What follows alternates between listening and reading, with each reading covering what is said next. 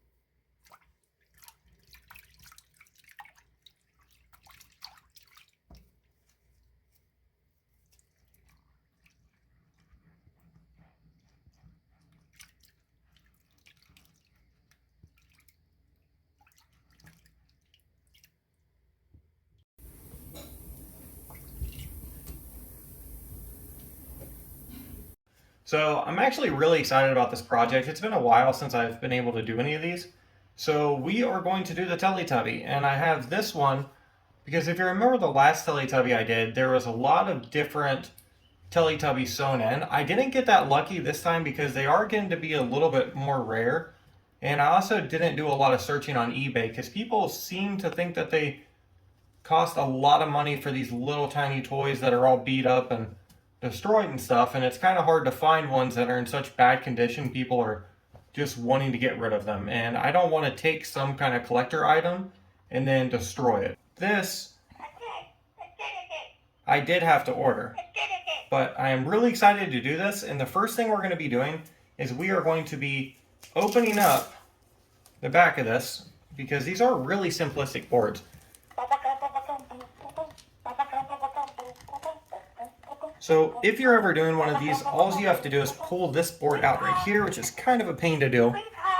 You can tell it definitely wasn't intended to come out much. Okay, so there we go. So that came out. Now, if you see here, the circuit board is literally just tied in.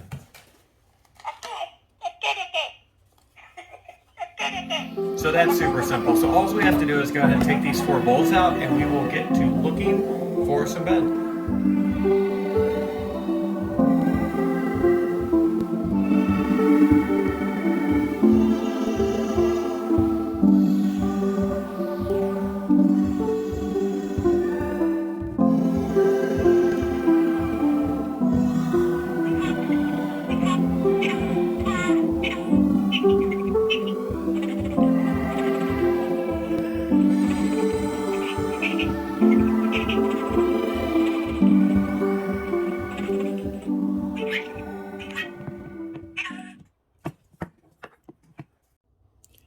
So our points are right here.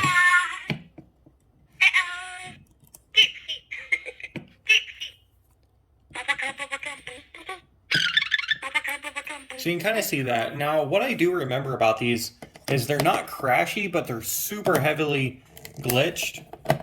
And they throw a glitch fit when you touch those points together. Now, this wasn't really a big deal when I was younger and less experienced than this. But another thing I remember on these is they're rather short-lived. So what we're going to do, since we're years down the road at this point, what we're going to be doing is we are going to be first adding a master on and off switch, and this is going to allow us, if it does any type of crashing, we can literally just turn it off. So that's going to be a really good thing to go ahead and add right out the gate. Another thing is we're going to try to isolate that glitch point in general. Just we're going to be putting a resistor on it as opposed to bare wire touching it, so to speak. And what that's going to do is it's going to prolong the life of the instrument quite a bit if we can pull it off. Now, the glitch may be all the way touched points, so it might not actually be doable. So we may have to just roll with it. But if we can, it's going to be best to actually put some type of resistor on there just to give it a little bit more protection and have it prolong its life more. And first thing I'm going to be doing though is adding this master on and off switch.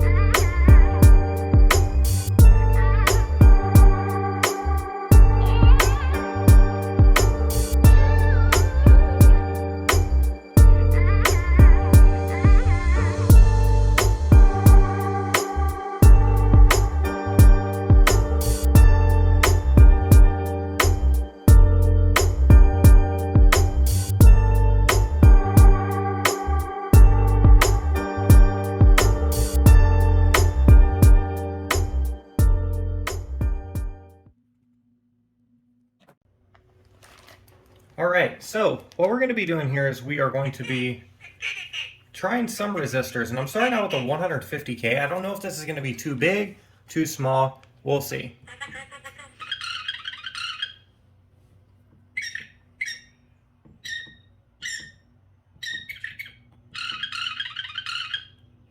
Okay, so that is pretty high. So let's go ahead and run another 150K in parallel, and we'll just see what exactly happens here, if it starts glitching out, or if we just get a higher pitch. Because ideally, we're also going to want a resistor on our tempo tone control as well, and we'll just have a parallel ran button that doesn't have a resistor on the board. That kind of short circuits this actual circuit that we're making with a potentiometer, and that'll allow us to just push the button and glitch it out.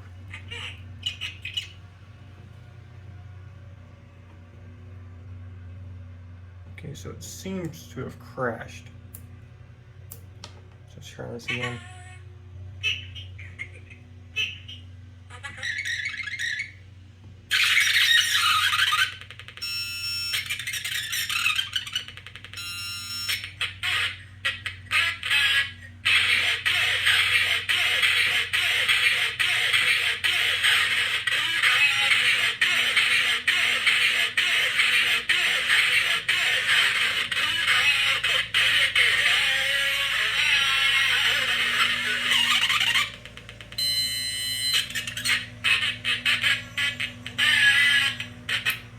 Okay, so it seems the 150K is going to be our potentiometer. And then what we're going to do is we're going to short circuit it with another 150K on it. So we're actually going to need, let me think here. I'm going to have to think on how we're going to do this, but essentially our glitch out is going to be two 150Ks run in parallel, whereas our potentiometer is only going to be 150K blocking possibly the median. We're going to check if it's the median or the ground wire here. Let me go ahead and flip it back on. Let's see where our ground wire even is. It's okay, it's right here.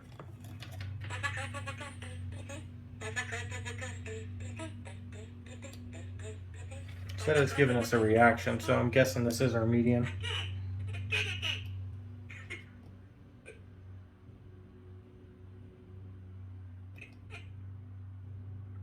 No, I think we can get away with a 150K on the median. So we're going to put the 150K here on the median, and then everything else is going to be short-circuited on a glitch out for two 150Ks. So let's go ahead and figure out how we're going to set this up.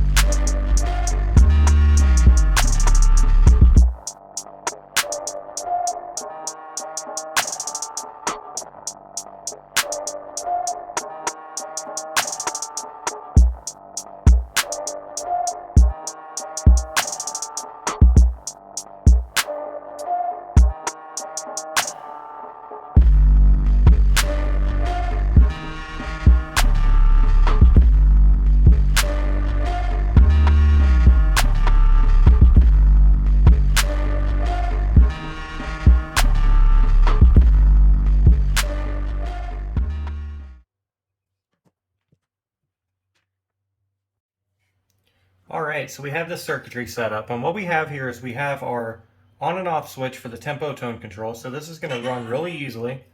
We're just going to be able to kick that over. Have our tempo tone control. It's going to be full range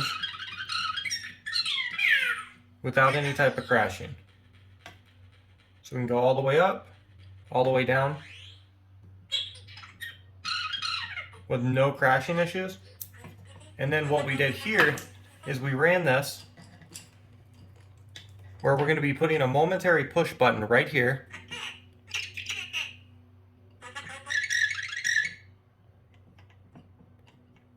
And I may have crashed it. Give me 1 second.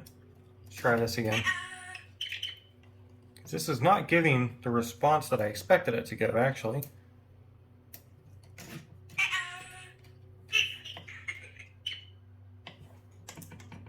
So it seems this is just crashing and it's not actually...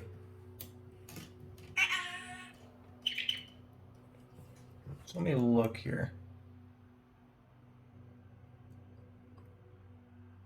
So there shouldn't be any reason this would be crashing or do anything unexpected like this. So what we may need to do is add one more resistor into the circuit. Okay, so it is still...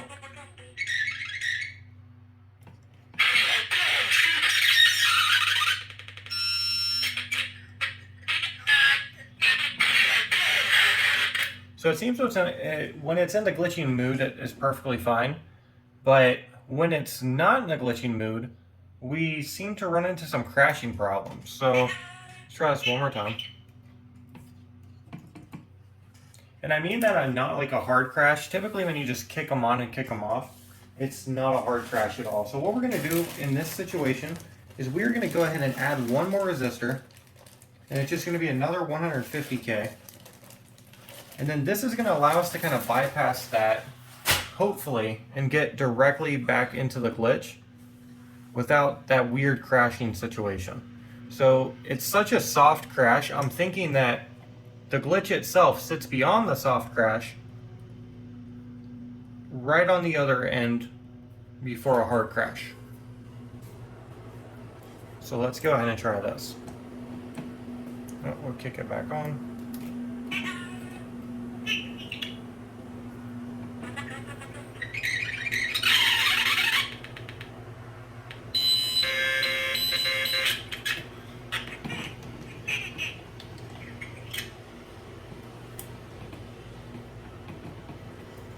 Okay, so I think we're good. Let me try taking myself out of the circuit, because maybe that has something to do with it as well.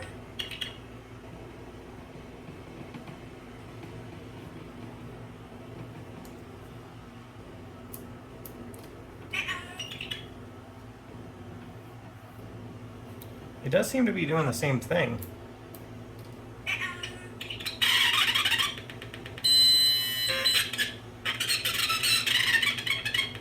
You can see it's a little bit better though. So let's go ahead and add one more 150K and we will see where we're at, because I really want some type of resistance on this to try to prolong the life of it. But if it's going to be giving us a crash most of the time, it's not going to really be worth having on there. So let's go ahead and try one more resistor.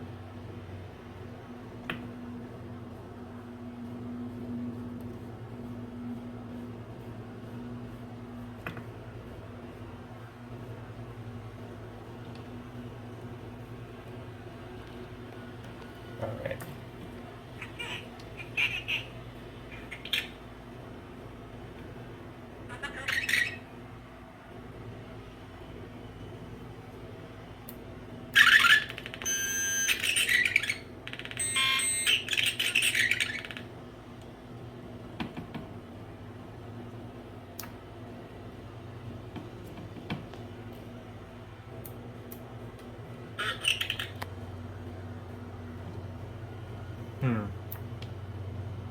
So out of curiosity, let's go ahead and bypass the resistors and just see what happens there.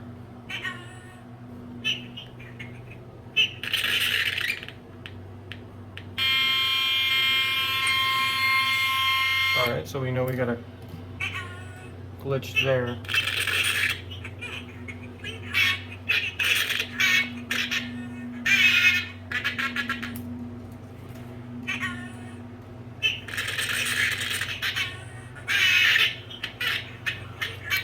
Okay, so what I was doing there, what I'm testing is seeing if it does that weird stalling without the resistors. And it seems it does not. It actually just glitches out and does its thing without these resistors.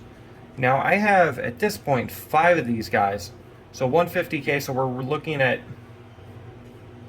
so it'd be 5 times 150, I'm thinking like 25-ish, maybe 25K, a little bit above that, maybe 30K.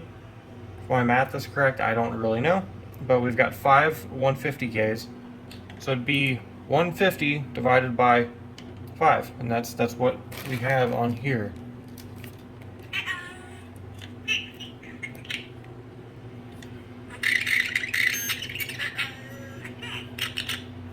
We may have just cracked the code here.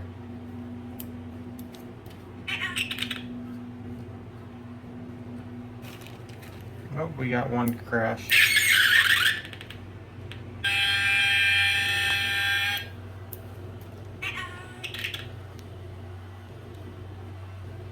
It seems to be working a lot better though.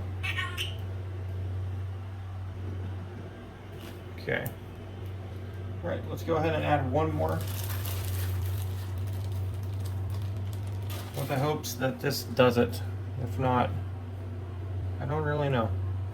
I really don't want this instrument to be without resistors on this, but as you can see, this is kind of getting a little ridiculous.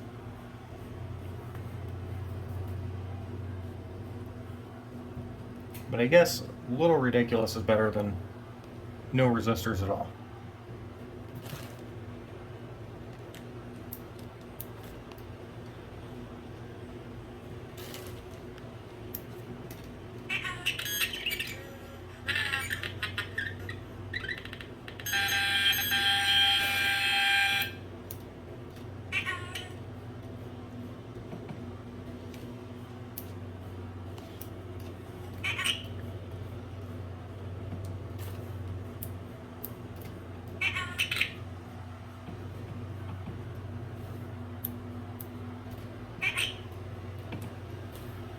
Alright, so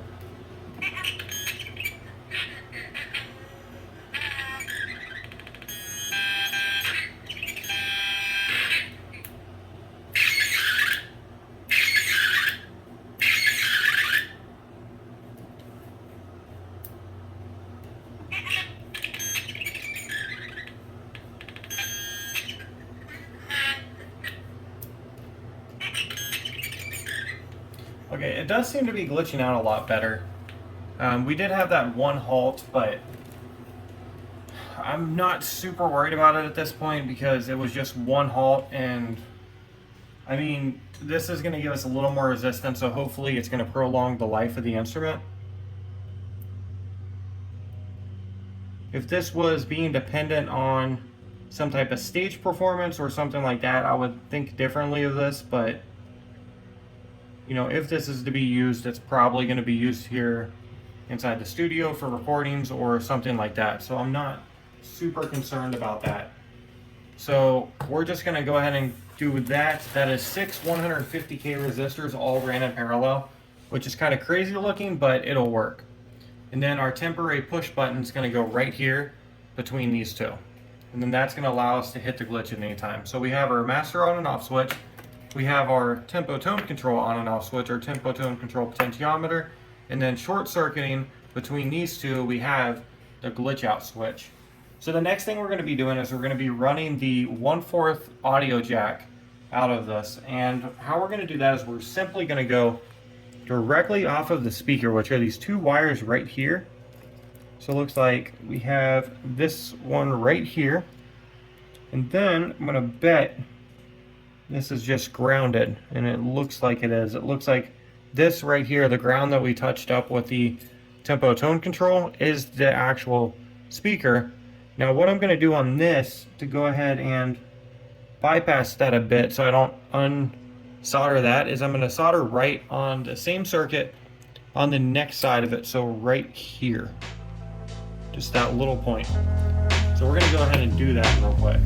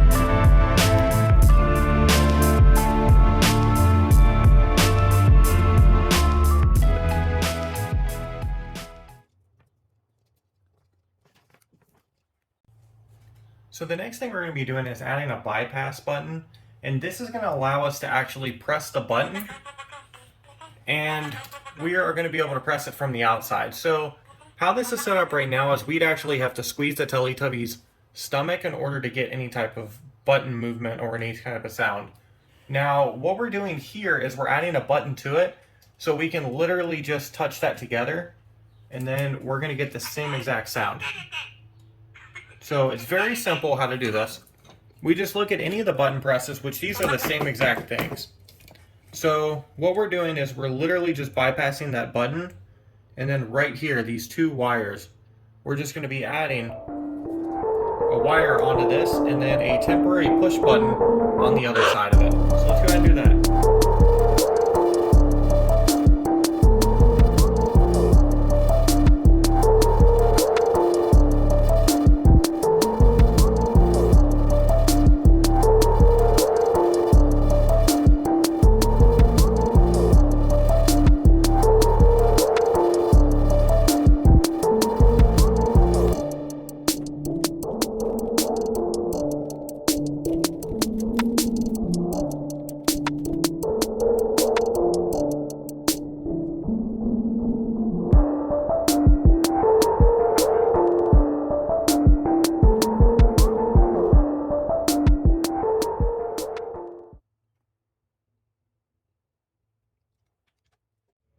So now all of our components are installed. What we're going to be doing now is we're going to be trying to run out the wires.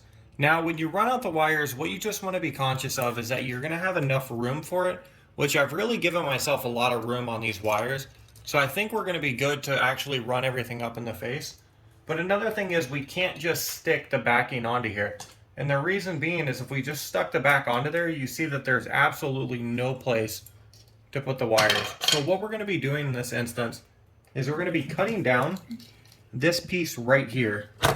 And then this is going to allow us to actually feed the wires through without them getting pinched in any way. And I probably just took a lot bigger chunk than I should have right there, because you can see it's kind of flexing, but I think we'll be all right there. So I'm just taking that piece. Let's go ahead and take a little bit more. All right, so there we go. Now we're just going to run these out in a way that they won't get pinched. So there we go. So that should be good. Now what I'm going to do here is I'm going to go ahead and put these right back.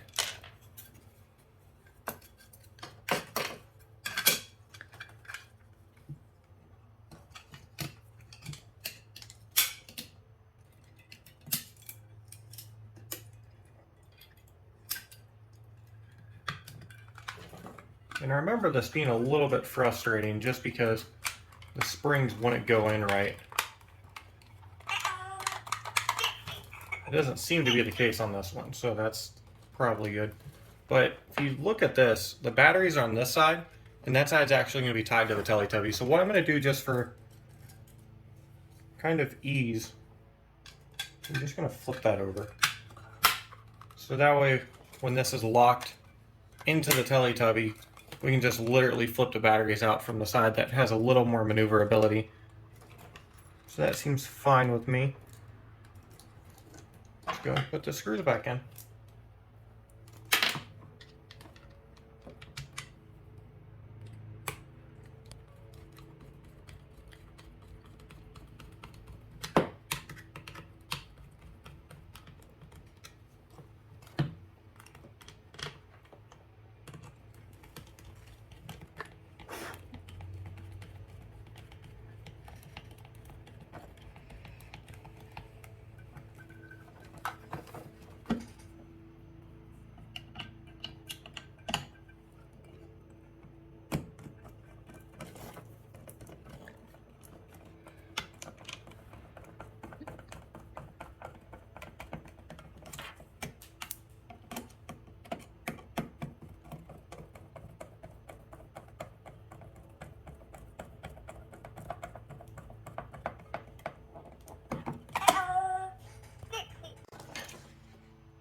So this is where all the wires are coming out right here.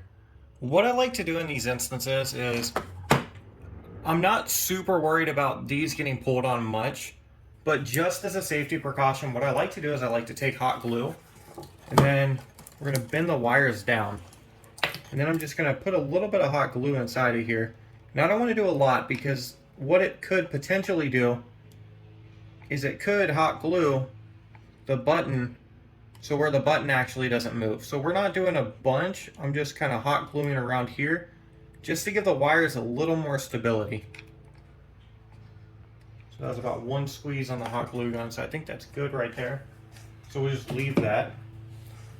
Then that's going to give it a little bit more stability. So if there is any type of like pressure or force being pulled on the wires, they're less likely to break off.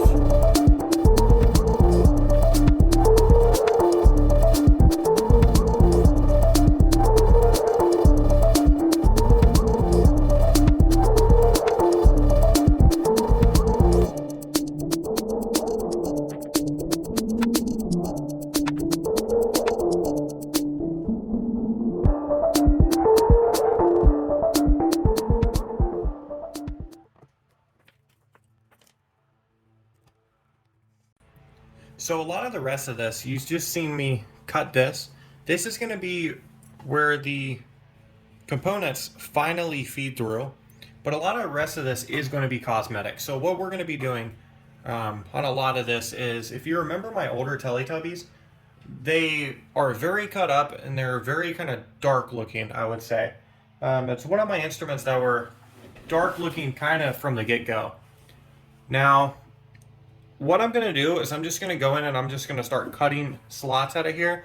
And this is going to serve two purposes. Not only is this going to be cosmetic, but this is also going to allow me to pull all the stuffing out of these, and that way we can have free range with all the wires and all the stuff that we do. Now, one very important cut that I typically do with these type of things, and with a lot of the plush dolls, is a cut right behind the head. Now, this one's going to be very, very important, because what this is going to allow me to do, instead of feeding my hand up through here and then having to find each hole, this is literally just going to allow me to feed them through and then just place them wherever I want. So that's what we're doing here. We're just cutting into this. And then you're probably wondering why I'm using a razor blade as opposed to scissors. And the reason being is because this does give it a little bit more jagged look. And then when I double knot my stitches, it definitely gives it a better look. So I'm using this pretty dull razor blade here, and we're just cutting through. And you can kind of see how that gives it a very jagged look. So when you put all this together, it kind of gives it a different look as opposed to a very clean cut. And then I'll also, very often, go sideways on my cuts like that. So it's going to be serving the same exact purpose. So at this point, we're just going to pull the stuffing out of here.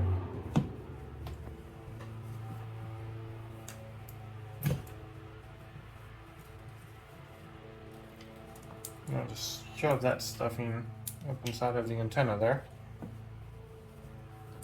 Okay, now we have that. So that's what we're working with as of now. So we're going to be feeding these through here. And I'm going to get a little bit more stuffing out of the neck too.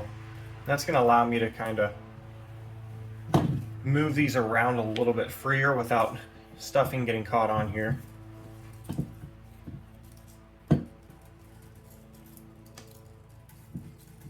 So the first one I'm going to run is probably going to be this one right here. This is our master on and off switch, and I have specific coverings just for this switch, so we know which one this is.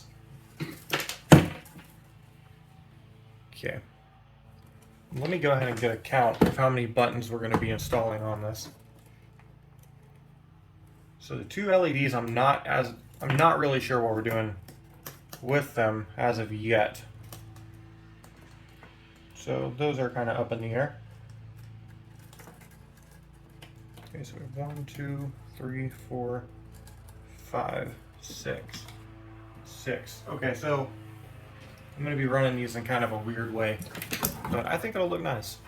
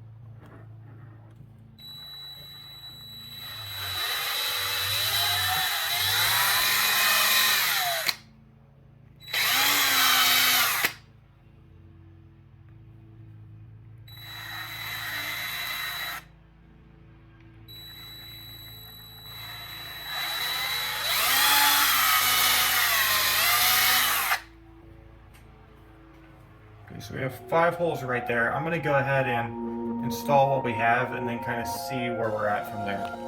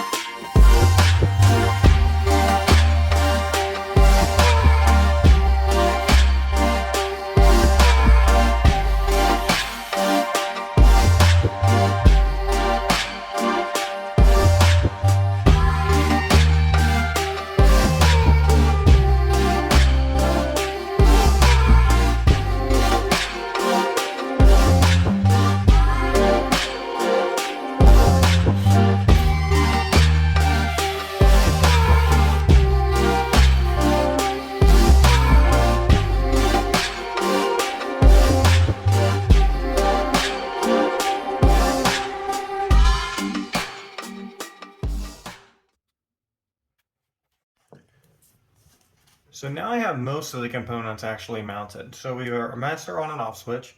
We have our actual tone. I should say activator. Then we have our tempo tone control.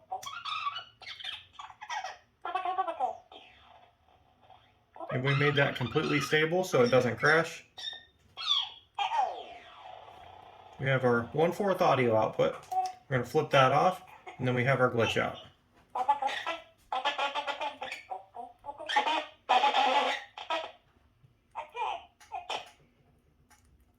And I am going to have to get used to those because it's been a long time since I messed with them. I just remember these things will glitch hard. But it is going to take some practice on getting used to. Because they are kind of weird. They're not your typical glitch out.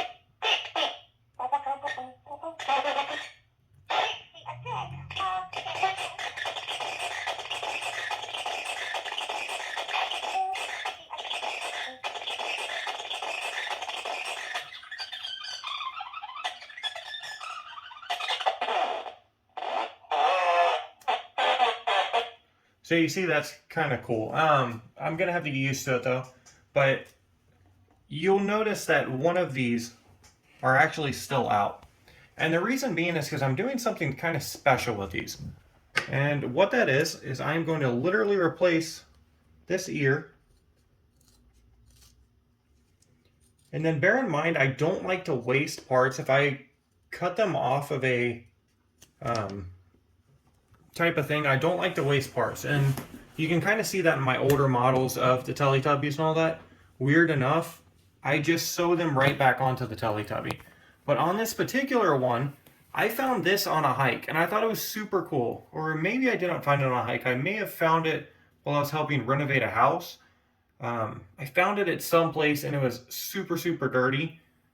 But I'm going to be using this. And what's going to go right here is the head of this. Now, I think the head might be a little small for this, so I think we may need to do a head and an arm. So we're gonna cut right down through here.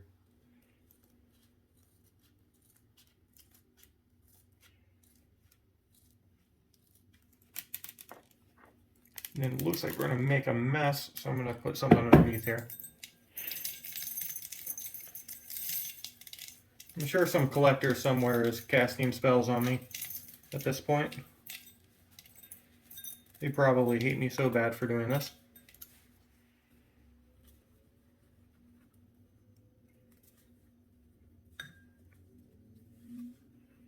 Alright, well, let's proceed.